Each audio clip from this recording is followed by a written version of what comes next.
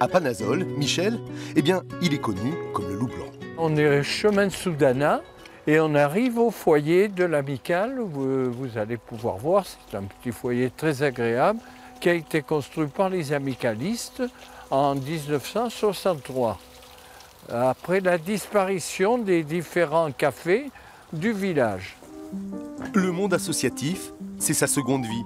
Sous son impulsion, ce qui était à l'époque un poulailler devient un foyer social, aujourd'hui toujours très actif. On y fait de nombreuses choses. Les dames font de la couture et en même temps, on fait des animations de jeux. On m'a dit que vous étiez le maire à la place du maire, comme le calife.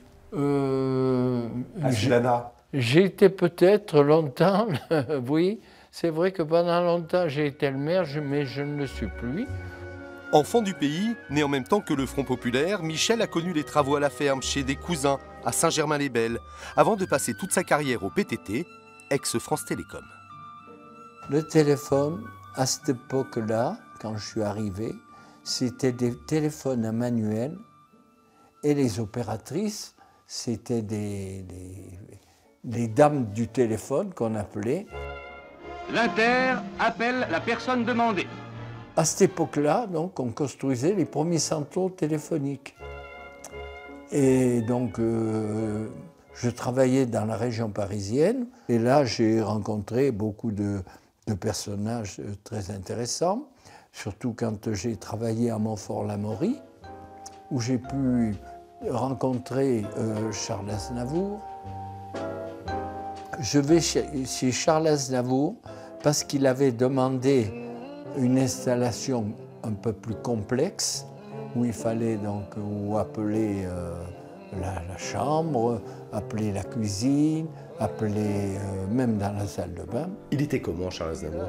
C'était un homme exceptionnel, d'une gentillesse dont on ne peut même pas définir.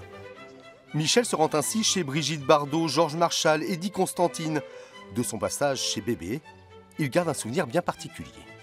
L'anecdote des paparazzi, quand ils vous voyaient rentrer chez Brigitte Bardot, ils vous demandaient si vous ne pouviez pas prendre quelques photos. Vous proposez de l'argent, c'est ça? Ah oui!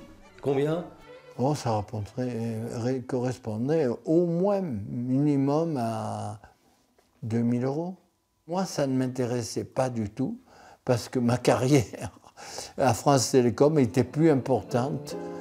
Intègre et engagé, Michel était déjà un militant associatif, une passion qui l'anime toujours aujourd'hui.